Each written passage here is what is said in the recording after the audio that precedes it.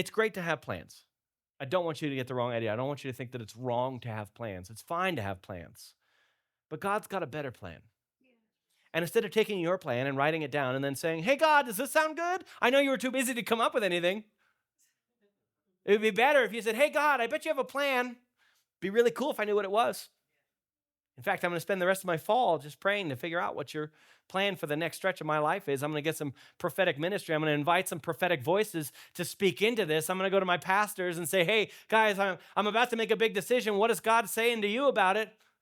How different our lives would be if we engaged with defeating the spirit of fear that manifests as the spirit of control.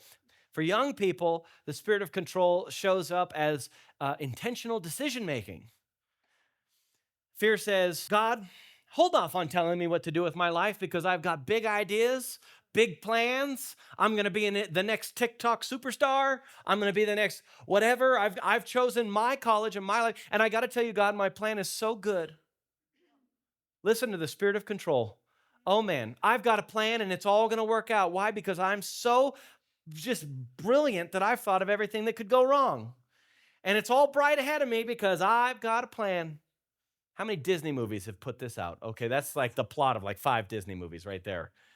By the way, it's not just young people that end up in this problem. Old people experience this as well. And when I say old, if you would identify as old, that's up to you. You make it.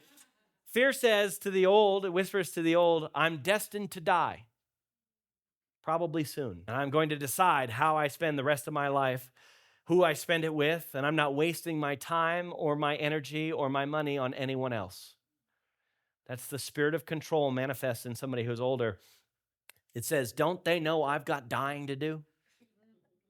Fear says you better live it up because you're going to die. But the Bible says that your best years, the greatest years, the finest years of your life, the most impactful, powerful, presence-driven years don't happen on this life.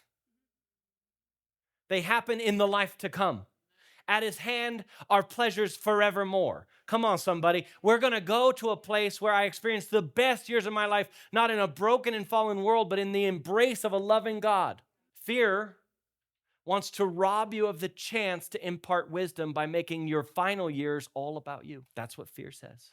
We've all fallen for these lies. Nobody, remember, fear has no favorites. Everybody is subject to this.